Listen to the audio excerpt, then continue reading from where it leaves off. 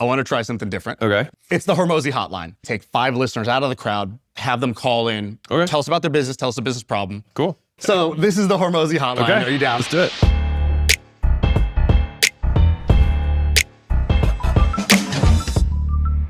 Okay, we got Flo here. Flo, I want you to give us what's the name of your business and give us the 1-minute description of what you do. Give us a sense of where you're at revenue-wise. And then we're gonna get to what's your biggest business problem, and we're gonna try to help you out here in a couple of minutes. So, like I said, I'm Flo. I live in London. I own a company called Wentworth Protection. So what we do is we install security bollards on people's driveways. Now, if you don't know what that is, basically like a metal pole that you put on your driveways to stop your car from getting stolen. I started this business as a side hustle in January 2024, so we're now like a year and a half in. It's just me and my best mate. We both still do this as a side hustle. We've got a couple of installation guys. First year we did just shy of 250k rev. This year we're probably going to do 500. And kind of the biggest issue we're having right now is content. The problem you solve is people in the UK are getting their cars stolen, and you put a pole in the driveway that prevents that. That's correct, yeah. Car theft is just through the roof in the UK, especially around London. So this pole comes up through your driveway, and it means even if someone gets into your car, they just actually They're can't stuck. drive it away. Okay, got it. So you get 2 to 50K year one, 500, you're on pace for 500K this year. And give us the quick and dirty on how are you getting those customers today? Because you said it's a side hustle. So where are you getting business?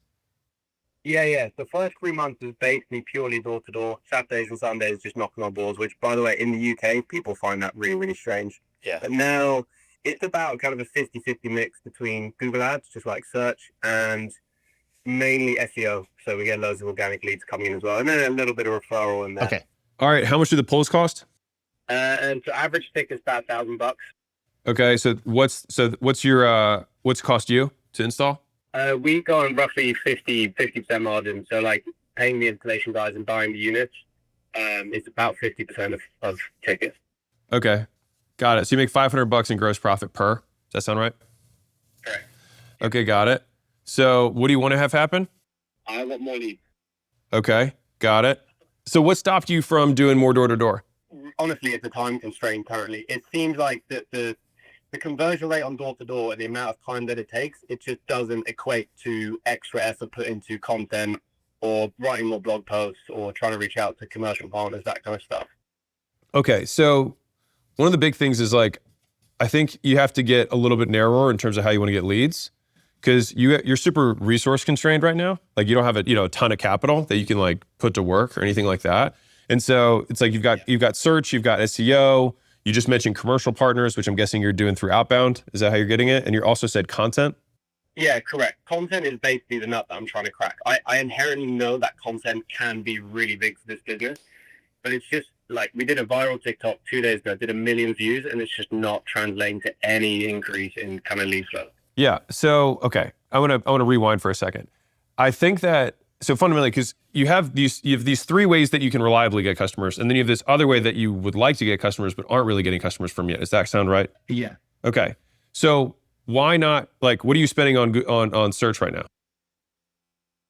About 3K a month. Okay. What do you make back on the 3K? LTV CAC about 3 to 1. 3 to 1. Okay. So what stops you? So you're making $9,000 a month roughly off Google. Yeah. Okay. And then SEO is bringing in how much?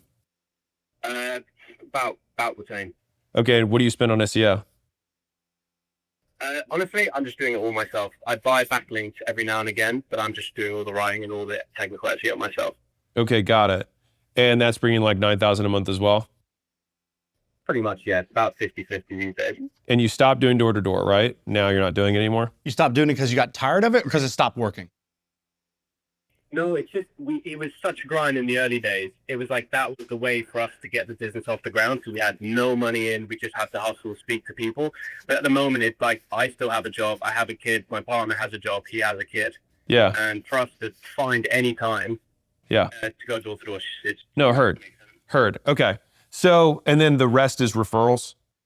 Yeah, it's referrals. There's a few little platforms like Nextdoor, Check a Trade, Bark. Like we get a dribble in through those. But those must be small because you basically said about 10K from each of these. That's 20K a month. That's 480K a year. That's basically what you said you're on track to do. Was So those those is 20, current? right? So that would get us 250. You said your run rate's 500? Yeah, correct. So a lot of this is pounds. So the numbers I gave you. Oh, all right, whatever. Big picture, more, better, new, right? So if you've got search and you've got SEO, I am staring at the door-to-door thing. I will come back to it. But what do you have to make in order to quit the job? We could quit right now. I'm just a little bit of a pussy, to be honest. Okay, fair. Well, then how many hours are you dedicating to doing this versus the job? It's like 40 hours on my job and 50 hours on this. Heard. Every week, the moment I'm working on this business. I got it. So let me ask you a quick question. If you actually just went door to door for 40 hours a week, I'm not saying you do this, but I just like to ask the hypothetical. If you went door to door, basically replaced your job with spending 100% on door to door, I'm not going to say you do that, but just hypothetically, would you be able to replace your income if you did that? I think probably not. I mean, it's just like running really quick numbers. Let's say I do make 2 sales a week or 3 sales a week from door to door, which would be really impressive for us at this point. That would bring in 1,500 gross, 6 a month. That wouldn't cover it. Okay, great. So then what stops you from spending like 10 grand a month on Google Ads? Yeah, great question. So we just scaled our Google Ads from 1,500 up to 3K. Okay. And it's taken us about 2 or 3 months to get that to scale. Okay. Flo, one of the things I love about business is that every problem has already been solved. And so one of the things I would ask is, can you work backwards from a business that already is doing what you're doing? So are you the only guy doing this? Are you the only company that offers this service? And if not, who's that company and how do they get customers? Yeah. There's a couple of much bigger players in this space. And I think what they've cracked is they're just really, really, really good at organic. They just get like maybe 5 to 8x the amount of traffic that we get. When you say organic, I don't think you're saying that the incumbents are amazing at TikTok. What do you actually mean when you say they get organic? Sorry, I literally mean like Google search. Okay, so they rank high. SEO. SEO is how they Okay. get their leads. Heard. Well, let me ask you this question. Like, so if I bought your business tomorrow, my first ads would probably be meta ads, because like making It's a meta story, ads right? work. Yeah, making meta ads work. And the thing that you have is, one, you have a clear fear. Like, people are afraid of their car getting stolen. And I'm sure you can put some stats up on the board that shows like big arrow to the right.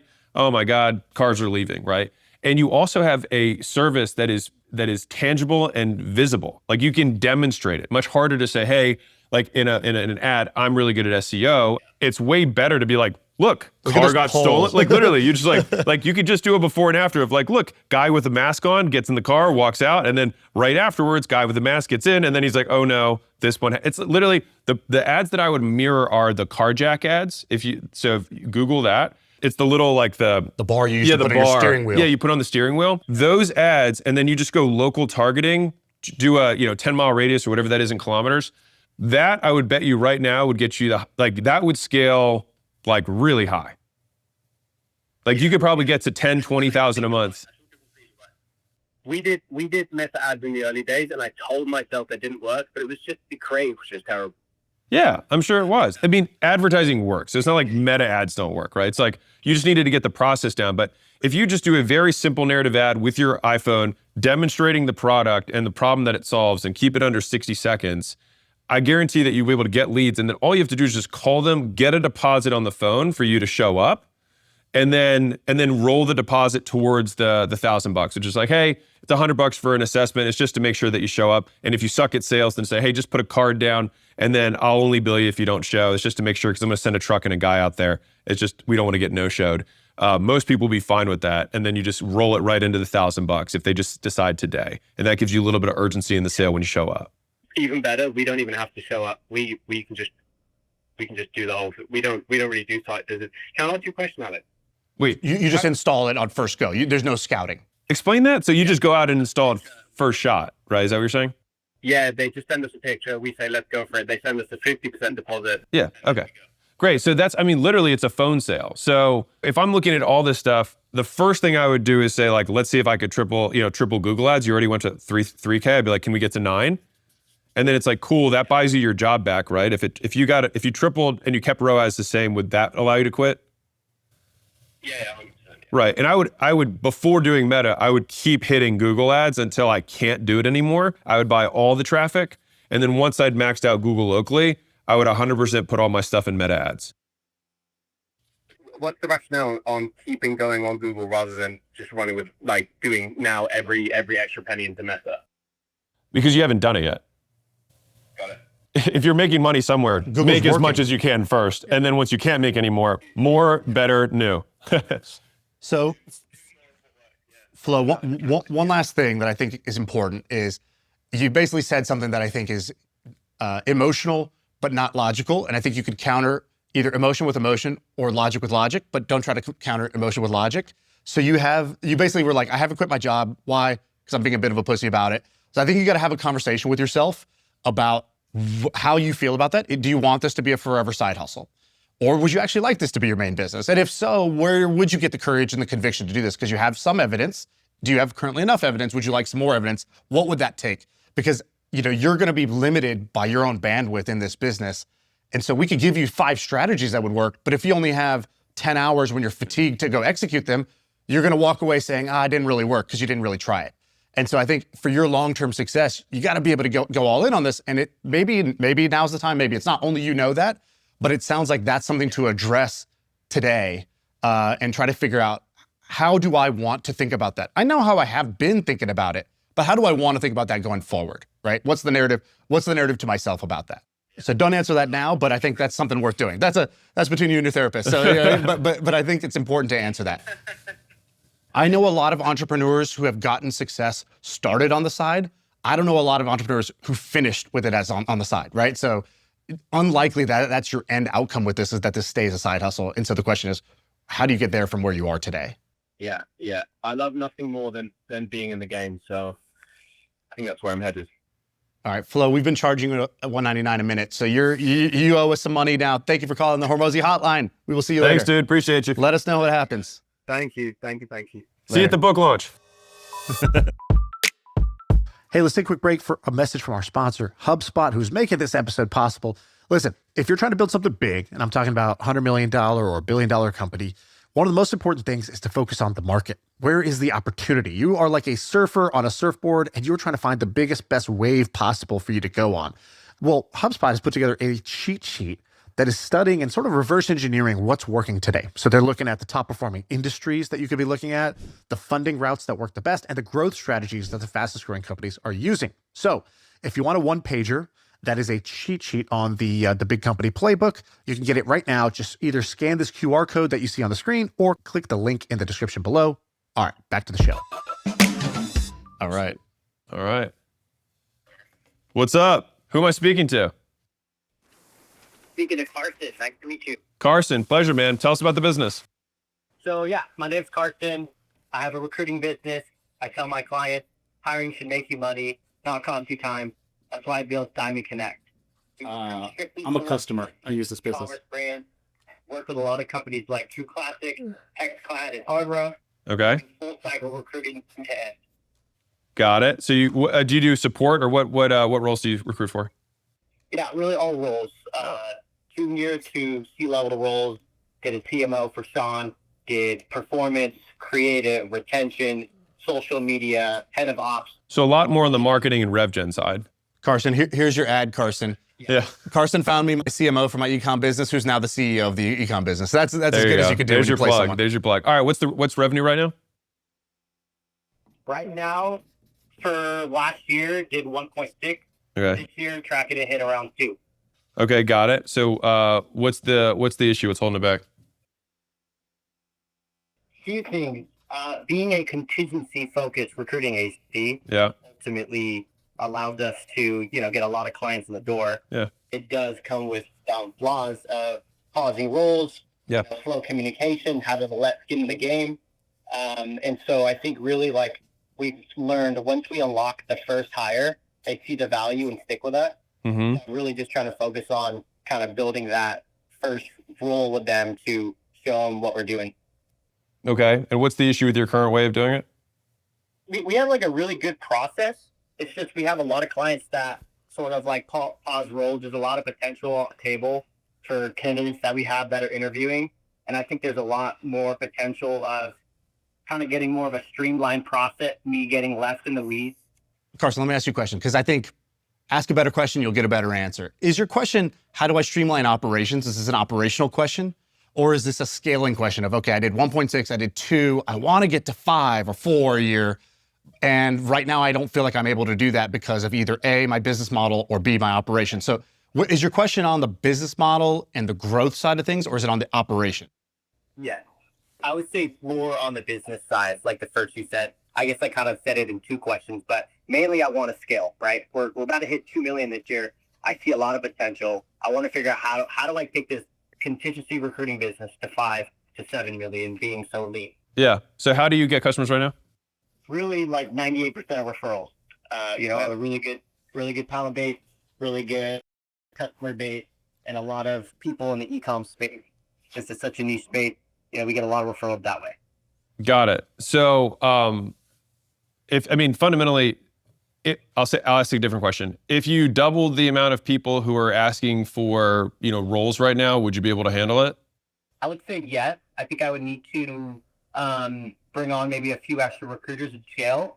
But ultimately, like, these clients use me because of me and the relationships we have. Sure. So I'm trying to figure out how do I stay in the weeds, but also kind of still ramp up and scale, right? Like, yeah. So I'll cut you off for a second, So basically, the question that I'm asking, I'll tell you the intention by the question, which is, are you demand constrained or are you supply constrained?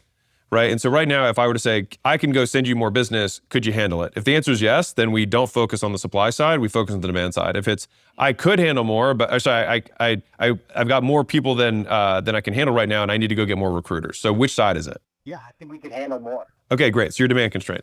All right. So from the demand perspective, if you only have referrals, then you need to have an input-output in the business to get more leads.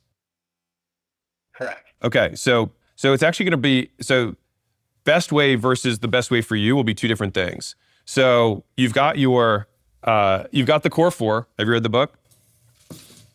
Correct. Right. So you've got warm outreach, you've got cold outreach, you've got content, and then you've got ads. And then on the other side, you've got affiliates, right? Okay. So based on your background, you get recruits via outbound? Yeah, like that's outbound or really all referrals directly from clients. Yeah, when you recruited my CMO, it's because you're blasting people on LinkedIn. Hey, would you be interested? Hey, I got some. You're doing outbound to get candidates, which means you have the skill and muscle of outbound already. You're just only using it for your supply. What if you used it for your demand? That makes sense. Light bulb moment. Let's go. So there we go. So fundamentally, you already know your metrics for your outbound funnel, which is like, we do 100 connects, and then 100 connects get us 5 meetings, and then 5 meetings turn into 1 fix or whatever it is, right? All you have to do is just turn that external, same exact funnel. Yeah, really just focus more on the outbound. Yeah, because it's your main game. It's your main game. I wasn't gonna be like, hey man, learn ads. It's just like, if you were like, we're real, because the secondary thing, I'll just be transparent with you, because of the nature you're recruiting, you probably have access to very good marketers. And so if you could go recruit a CMO who could run the ads for you to go get those customers, that would also be a play. But in terms of, if I'm gonna give like the absolute, I had to bet my baby on the fact that you'd be successful, I would say do more of the thing that you're already doing, just change the target, that's it. And since you've recruited for a whole bunch of different roles, recruiting for customers, if you think about it like that, is I think the natural step, and you can for sure scale that to the moon. For sure. Question on the, being a contingency focus, right? Like a lot of skin in the game. Obviously it's low risk for them, high reward for us. How do I really kind of demand sort of more communication, making sure clients aren't pausing roles? There's a lot of things out of our control at scale. Yeah. So I'm trying to figure out how I... Two things. Or 3 things. So one is going to be the customer vetting, right? You have to have certain types of customers. If you have shitty customers, they're going to treat you shitty. If you have good customers, they tend to be more professional. So part of that's going to be, what is our ideal customer? Number 1. Number 2, the contingency thing, the question is whether it's a feature or a bug, right? Like this may just be and like this happens all the time. We'll have these conversations where like, what if we decide this isn't a problem anymore and all of our metrics of the business are fine? So what are your margins right now? Probably about 50%. Right. Okay. So your margins are fine. And the issue that you have right now is just like, it's like sometimes customers don't do what I want them to. And I get it. And your preference is not for that. So the only tiny tweak you could consider when you have more demand, but you don't have that, which is why you have no leverage, is that you could say, listen, our way of doing this is that you put a card down. It is success-based, but if you don't follow our process, we bill you a penalty because you're wasting our time. So you can do that. It's an easy fix on the front end and say, listen, the roll is 15 grand for the, you know, the price range you're looking at. We get 30%, whatever the hell it is, right? But we charge 5 if you waste our time. Now, we don't want to charge you anything, right? We don't want to charge you anything. Now, if you get a little bit more, again, this is where supply and demand becomes important. If you continue to get more and more demand, then you start to have more and more of the leverage shift to you and you say, listen, I do half now and half when we complete the roll. Because and if you don't want it, that's fine. I got 10 other guys behind you. Yep, that makes sense. So you have no leverage right now, and it makes sense. So number one, I don't think you have a steaming fire because you've got 50% margins and things seem to be going okay. You got 98% referrals, which means you're good at what you do. So I think we just need to put some more in the front end, which is going to be take the outbound engine, point it towards customers, and then be hyper-targeted about the customers that are going to be the best types. And ideally, you probably know what they look like. Like if you take the top 20% of your customers now that are worth the most, the beauty of outbound is you get to snipe who you want. And so you can just say, I'm only going after people who I know are going to do 5 rolls a year. That's a good way to put it that way. Yeah, Carson, I think what Alex just said is huge for you. I would not have used you had you been like, give me a 20K retainer for this role. Yeah. Why? Because you were a college kid. You're like 22 years old. You haven't even mentioned that It's not part. broken. It's you not were broken. doing this while you were in college. And so I think you used that to your advantage. So I think that reframing it in your own mind as a feature instead of a bug, I think will do you a lot of good, again, psychologically, because it's your own mind as a founder that drives you nuts. And once you just literally just relabel the same experience you're having, you will have a new experience. And so try that out along with the outbound. Was that helpful, Carson? So super helpful, both of you. Thank you so much. Rock and roll, baby. Later. Crush it. All right, let's take maybe 1 or 2 more. What do you think? Hormozi hotline, let's do it. The weather is cold, but the deals are hot. What's up? You're on the line. How you doing, Jordan? Hey, how are you guys? Oh, we got a group call. We got the co-founder in here. Is that right? The co-founder is here. All right, you got Shaan, and this is Alex. Can you give us your names and your business name, and then give us a 1-minute description. What do you guys do, and how is it going revenue-wise?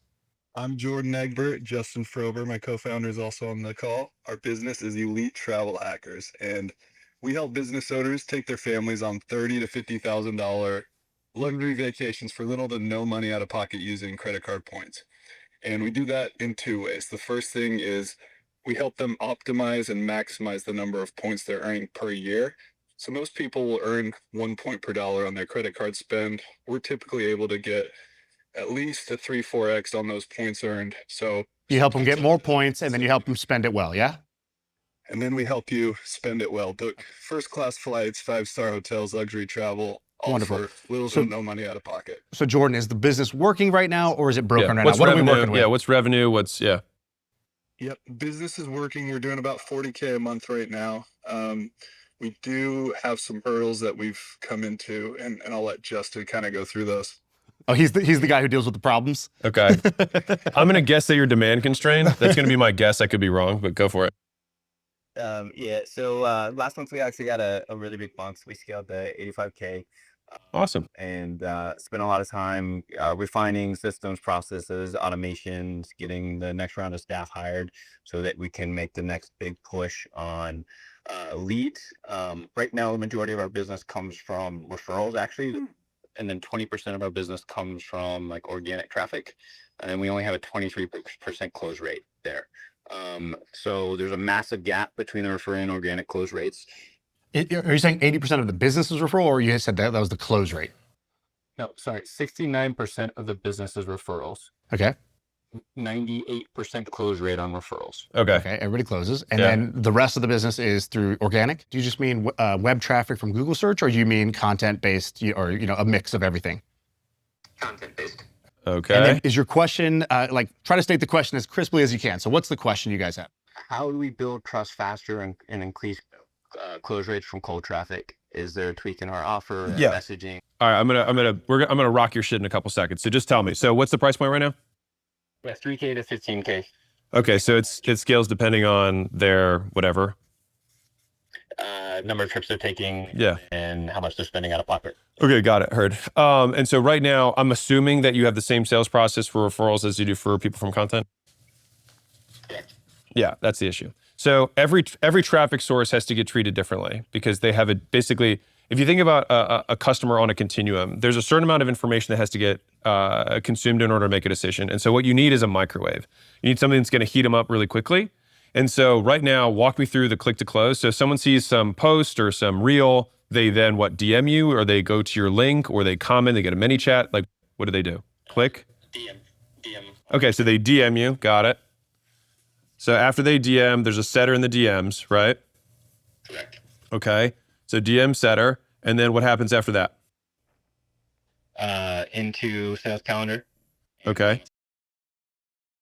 Okay, got it. And that's it. That's what happens. Is anything else that like they consume between set and close? There's a 60-second warm-up video saying, hey, come with this, these data points so that we can maximize what you're doing. Yeah, so you're missing a VSL. That's all. So two things. So here's what you're gonna do. You're gonna write a 7-minute VSL, all right? And very simple. You'll probably, it follows the same concept as a YouTube video. So you'll have a promise, you'll have a pain that they're gonna help them avoid. You're going to give them a plan of how it's all going to work. And then you're gonna have proof that you can help them do that. And that's gonna be in the first 60 seconds. And then you're gonna have basically belief 1, belief number 2, and belief number 3. So basically the 3 biggest objections that people bring up typically on sales calls, you're gonna break those down as FAQs during the thing. And then you'll put your 60-second, this is how you prep for the call. All right? That's what you do. Now you're gonna script that whole thing out, and then I also want you to take that and put it into a PDF, and then you can send it, because some people, especially the more ballers, they're bigger readers than they are watchers. And so you can say, hey, here's 2 ways to consume it. Just watch it before the call. And then when you do that close call, the first question you ask after you say, hey, how's it going today? Then, which you don't open a call that way, but as whatever. Then you say, hey, did you get a chance to watch the video? Which you should have already done. Like the closer should double check that prior to the call.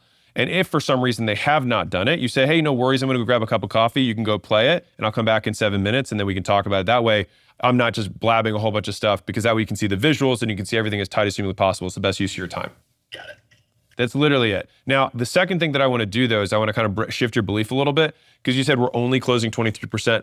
23% isn't dog shit. Like, I would say that you're gonna probably, like, if you just do this, you'll probably bump to like mid-30s, but that's just not, it's not weird. That's just like a normal close rate. And referrals are amazing. That's why everybody would love to have referrals. But like, if you really want to have get your mind blown, start running ads. It's going to be way worse than the constant leads. So you want to treat warm like cold, and you treat cold like cold by giving them more information prior to the close. Got it. That's literally, like, if you only need to do one thing, that's all you got to do, and you have an increase in close rate. That being said, that's not going to take you to 5 million a year. That's just going to give you maybe a 50% lift on whatever you're currently doing. And so once you do that, you still have demand issues, which means that you still need to have a reliable, like, basically, like, how can we make more and better content, which is the larger and more important question. But do that first.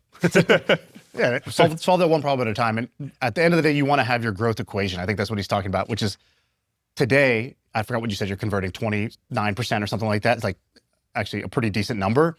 If that number was 40, what happens to our business, right? Because you don't want to put a transformational amount of effort into something that doesn't have a transformational result on the other side of it. And you could just napkin math and save yourself a lot of pain if that's what the situation would be. It might be that you can actually just double the number of referrals you're getting by doing something simple. Maybe today you're just getting them and you're not actually asking for them intelligently and ramping that up where you already have a 98% close rate. So just make sure you do some napkin math on, like, what does the top of funnel look like before I go try to beat my head against the wall increasing this conversion. You can increase your conversion, and you should, but it is worth doing some napkin math to see, if I did this, would this get me where I want to go? Or is this just one block and I'm going to have to figure out 2 more things after that? But it's at least good to know that going in. Hey, Jordan, do you have a referral script you use right now? I'll take that one. Yeah, so at the end of every onboarding call, we're asking them who else they know. How do you ask them? Just, hey, do you think anybody else could use our services? You've seen what it's like to do our credit card strategies. Can you connect me via text or email? Yeah, so I would tweak that. This is just a little golden BB for you. Compliment them first so you can reframe it. So you're like, dude, you're an absolute pleasure to deal with. My God, I talk to a bunch of different business owners every day. If I could talk to only people like you, I would. So what other successful business owners like you do you know? So that compliments them twice before making an ask, and most people are way happier to give you a referral also, when you say, I want other people who are successful like you, you'll also get better referrals overall. Got it. Makes perfect sense. Yeah, little tweak. One other one that might help there. I think you said this really well with the gym business. You're like, people are in the maximum amount of pain when they show up the first time into the gym because for them to have shown up, that means they acknowledge the problem and have walked into your hands. How hard could it be to sell? In your case, you actually have a different situation, which is when somebody's on their way, back from their vacation that you just booked for them for free, and they just had an incredible life-changing experience. It's probably a good moment to go ask them, how was the trip? And then see if they, what are they thinking for more trips, as well as do they know anyone else that's looking at this? Because you're gonna be riding a momentum, a huge wave of goodwill in that moment, because they're gonna be on the high of their vacation. Planning a vacation is work. Experiencing and enjoying the vacation, that's when they're in the sort of peak state to be able to ask as well. And on the offboarding call that Shaan's referencing, if I were getting really tactical with you, what I would do is when I call them up and say, hey, how's the vacation? I would ask, do you have any pictures? Now, they're gonna be like, oh, how many do you want to see, right? And you say, hey, so what friends would you normally send these pictures to? If you three-way me, then you could say, hey, I got this whole vacation for free, and send it to your friend, just three-way me in, and then you're rocking and rolling. Yeah. Helpful, guys? Yeah, for sure. Very. As I asked my first girlfriend, was that the best 8 minutes of your life? All right, fellas, we'll see you later. See you guys. All right. Hormozi hotline. Yeah. All right, here we go. All right. Caller number 9, you are on air. What's your name? Hello, I'm Davi. Alex, Sean, great to be talking with you. Davi, where are you calling in from, Davi? From Brooklyn, New York. All right, Davi, single, married? Oh, wait, no, wrong show. Here we go. Davi, tell us about what's going on. What's your business? So I am a content creator, and a little bit different than probably a lot of the businesses that call in, because I have a big audience and I have all the traffic and I have absolutely no idea what to sell them. You need a money model. You have distribution and no product. Is that what you're saying? I got distribution, no product. Ah, okay. And I won the school games last year. Oh, sick. And Alex, You know this guy? you in May, and I was about to ask you the question I'm about to ask. And your assistant came in and said, Alex, you have a wedding, you need to what? That checks out. Last year, and then I saw Sean's tweet yesterday, and I was like, you know what? Dude, if your life was a movie, this is the moment where it comes full circle. All right. So Okay. what is the question you've been waiting a year to ask? Are you an entertainer or educator, real quick? It leans towards education. I mean, I make content for college guys and young guys about how to get internships, how to get jobs, how to date, how to manage negative thoughts, how to make money. Like it's really just virtual Big Brother stuff. Okay. I have 200 million views, 350,000 followers. So a big army of young dudes. And I want to make a big swing in the Per what? Per month? Per year? Per what? 200 million views over the last 2 years. Oh, what are you getting monthly? 5 to 10. Okay. And this is TikTok we're talking about? TikTok and Instagram. Yeah. Okay. 500. Okay, go on. Yep. And so I have this big army of young dudes that I could do a paying community. I could do a mentorship, but I think that there's a bigger play either with maybe employing a lot of them or building an app and launching it across college campuses. And I've been building this audience, and I'm not sure what's the big swing that I should be making here. But before we start being know-it-alls and telling you what to do, have you already tried anything? I mean, I committed to making 2 or 3 short form videos a day for the last couple of years outside of my day-to-day other pursuit. So I haven't tried much. What's your day-to-day other pursuit? My mom is a physician coach, and she was doing 20 or 30K a month, and now we're doing 230 last month. So basically just building high ticket sales, marketing, fulfillment for burned out doctors. Got it. Well, I'll tell you a secret. Burned out doctors have more pain and more money than broke college guys by an order of magnitude. I know. And I don't want to keep freaking with my mom. Okay. Her to death. Yeah. I mean, if you think there's not a big prize here, then maybe I'm barking up the wrong tree. The question is, what do you want to have happen? If you're like, oh, I think so I'll tell you, I want to give a tiny reality check, which is like 5 to 10 million views a month is not bad. It's also not crazy. So like you have enough to do a business for sure. This isn't like I'm sitting on $100 million. Like you're not getting $1 a view. I just want to put some perspective there. Also, your TikTok views are not worth nearly close to what your Instagram views are. It's probably a factor of 10 to 20x difference in terms of the value per view. Okay. Especially if it's a little bit more meme, a little bit more humor, any like that. It's just like you could just drop it through the floor. Like education versus entertainment, the revenue per thousand views is like, it's huge difference. Okay, I just want to just level set there. So fundamentally, if you've got these guys and they want what careers, they want jobs.